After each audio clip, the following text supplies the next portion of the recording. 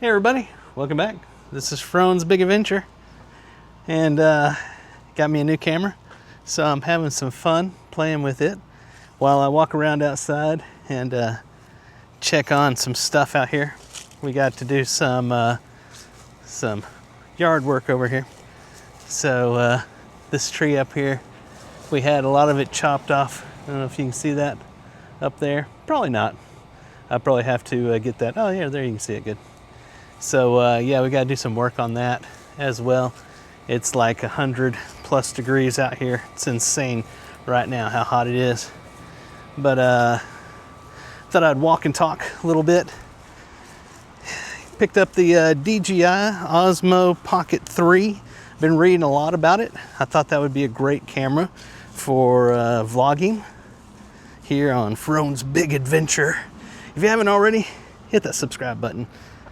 I greatly appreciate it. So we'll do some updating while I'm walking around the house, checking some stuff out. First and foremost, this past week, we had a loss in the family. My Uncle Bill, passed away, unfortunately. But he was, I think, 81 years old. He lived a long, prosperous life. So it's not, like he didn't have a great life. He had a wonderful life. Oh, I forgot to shut the gate over here because I'm actually sitting down back here.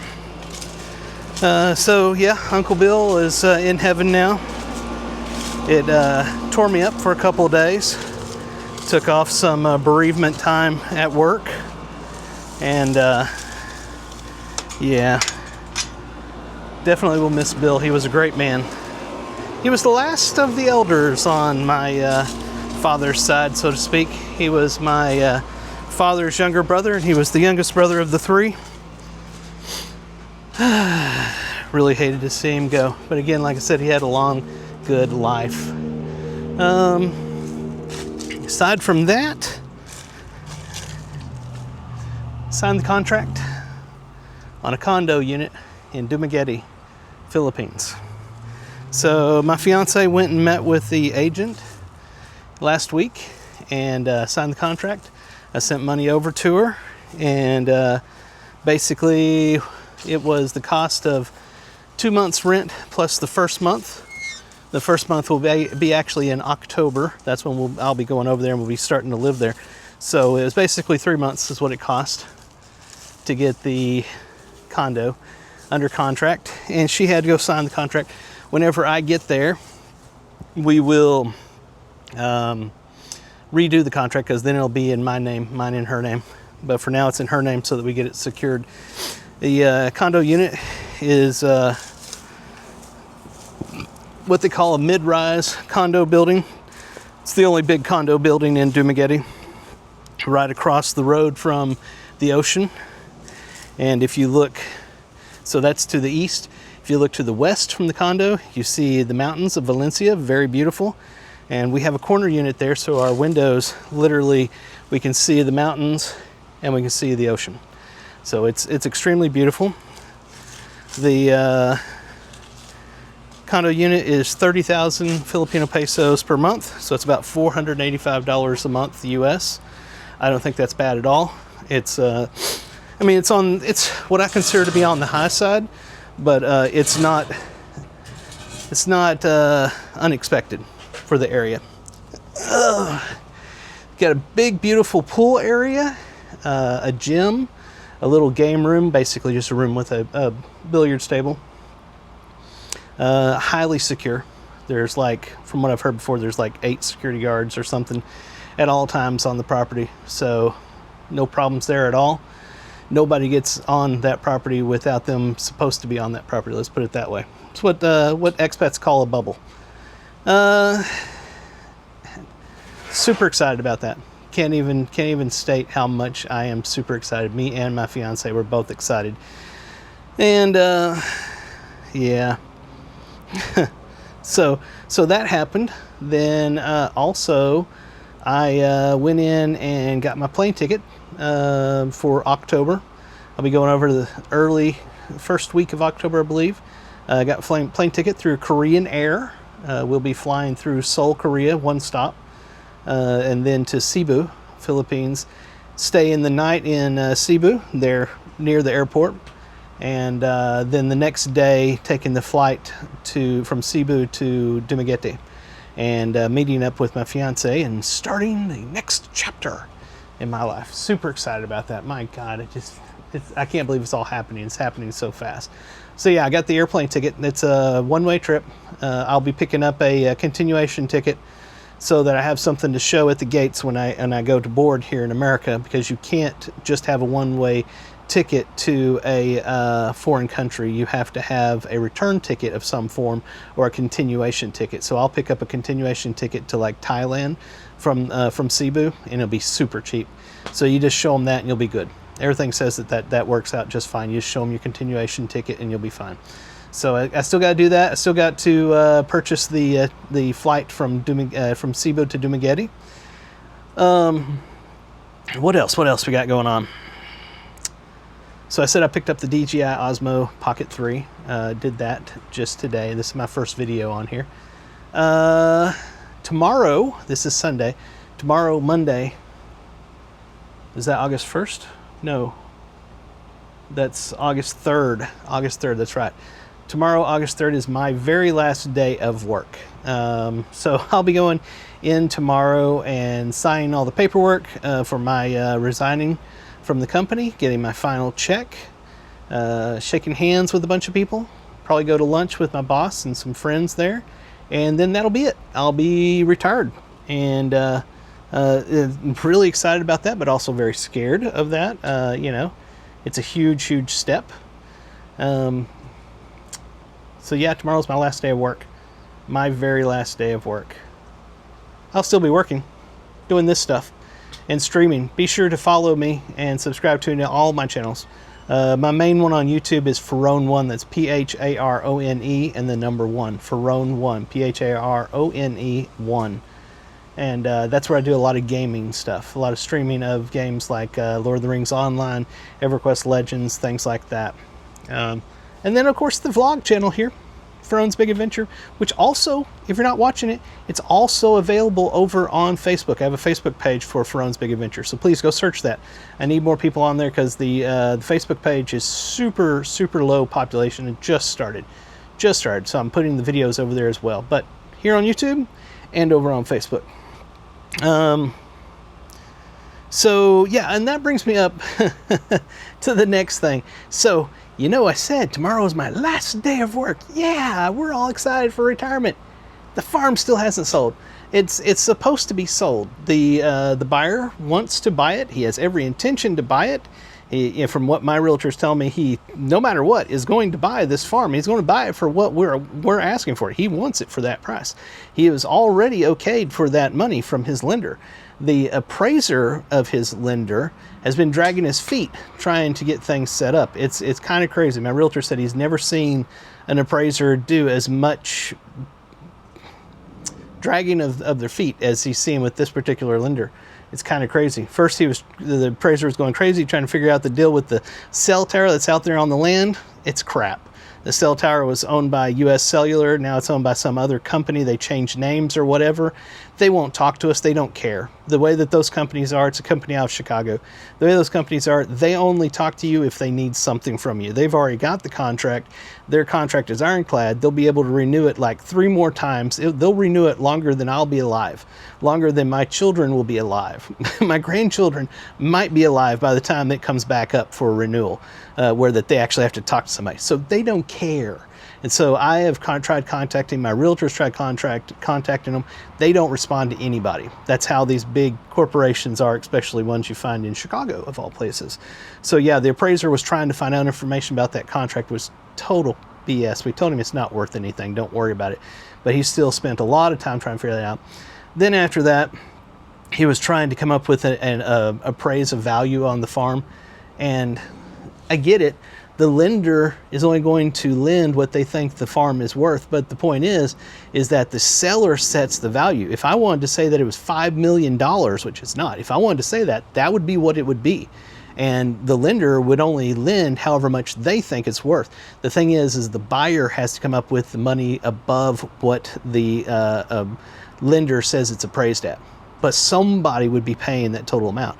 And the buyer's already said if the appraisal comes out lower than what I'm asking for the land, they're going to make up the difference. And we're literally just waiting on the lender's appraiser to tell them what it's worth so that he can move on and say, okay, I'm paying XYZ amount of money. So we're literally just waiting on the appraiser to do their job, and everybody's getting really frustrated and a little upset with this particular appraiser. So I don't know what's going on there. Some weird forces in the world that is doing something. So we're waiting on that appraisal to get done. We are very optimistic that this coming week, the loan will finally get approved for the buyer and the sale will be finalized. It should be this week. There's no reason it shouldn't be this week. It should have been last week, but the appraiser drug his ass. So hopefully this week it absolutely should be done and the farm will be sold. That is a major stress on my back, waiting to get that money in, right? You know, until the money comes in for the sale of the farm, I'm basically footing everything from money I have saved up from work. And if it goes beyond what I have available, I'll have to take my 401k out to cover it. Which I can't do that until 30 days after I've resigned. And remember, I resigned Monday, so that would mean in September I could take that money out. So August could be very tight, very tight if the sale doesn't go through on the farm. So very much praying for that. Everybody pray for me, please. Please pray for me that it'll be done.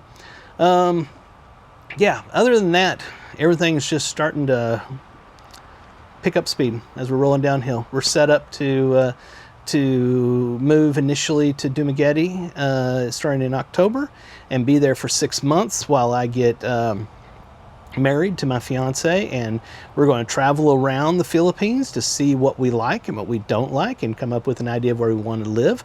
The lease for the condo unit is for 1 year. So we'll have the condo unit as our base, but we'll be traveling all over the Philippines trying to figure out where it is we want to actually settle down and live. I am a little concerned, but not super worried.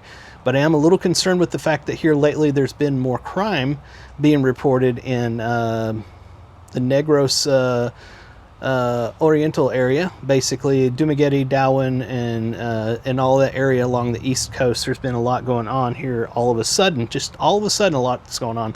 Like the professor that got robbed and killed in his home. There was a British couple that got robbed and at gunpoint, and they stole their SUV.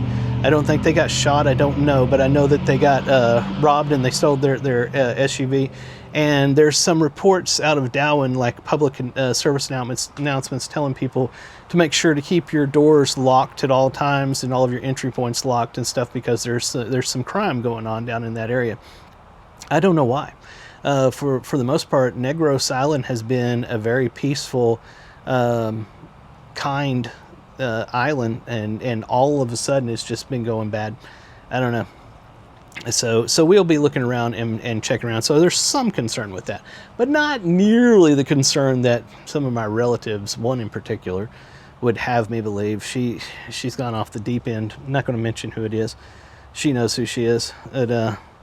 She's been sending me videos of everything bad she can find about the Philippines. Everything. She's as bad as the one commenter troll I have that likes to go on there and tell me everything under the sun that he believes is wrong with the Philippines. Like, just machine-gunned comments on all of them. She's as bad, except she's sending messenger messages to me. It's like some people in the world, it's their mission to try to keep me from going to the Philippines, and I can't explain to them, it's a done deal. I'm going to the Philippines, period. That's where my fiance is. I love my fiance. My fiance loves me. We are one. We're getting together. We're getting married. It's going to happen. Stop trying to convince me that the Philippines is a bad decision, because that is doing nothing. Doing nothing, cousin. It's doing nothing. You're just pissing me off is all you're doing. So, yeah, I've got one cousin that's driving me ape shit. And other relatives are telling me that I'm doing a great thing. My friends from work have told me how they think this is the most awesome thing in the world. They wish they could do it. They wish that they had the opportunity. They're like, this is a once-in-a-lifetime opportunity. And they're absolutely right. It is a once-in-a-lifetime opportunity. I'm not crazy. I don't believe that everything is going to be, you know, sunshine and rainbows. There's going to be issues. There's going to be problems. But it isn't going to be horrible. It's just not, folks. It's not. I'm not moving to, you know, the Middle East in the middle of a war zone. I'm moving to a beloved third world country that is an ally of the USA. They were our allies in World War II. We liberated them from Japan. They idolize us. They call us Joe because World War II, we were the Joes. So, you know, these people that act like I'm moving to the middle of Iran or something like that, where things are blowing up nonstop, they don't understand that's not what the Philippines is. Is there some crime there? Yes, there's crime there. The Philippines is a highly impoverished country. There's millions of people that are just barely existing there. So of course there's crime there, but it's not crime along the same lines of living in like Iran or Afghanistan, or at this point, you know, Ukraine or something where there's a war going on. It's not the same. It's just crime. And you got to be smart. You got to not do stupid stuff. You got to not take your shiny SUV that you buy and drive it down a dark alley at night in an area where there's a bunch of people and that are looking to steal something and are on drugs. Stay away from those areas. That's bad. But it's not all bad everywhere. It's a beautiful country, beautiful people, and it's probably the most awesome opportunity I've ever had in my life. The most awesome opportunity.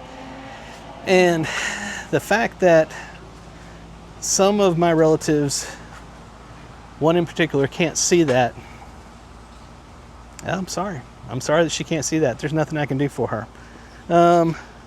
Yep. So that's going to be the update for this week. I know I took a long time. I took more than a week to get this update out, but that was because I was waiting for things to happen. I was waiting for the farm to sell, which didn't sell when I thought it would sell. I was waiting to see if I was going to end up buying the DJI camera that I bought today, and I finally did, and I'm super happy with it. It looks freaking amazing. Just a quick review on that. If you're looking for a camera for vlogging, I don't think you could do better for the price than this DJI Osmo Pocket 3.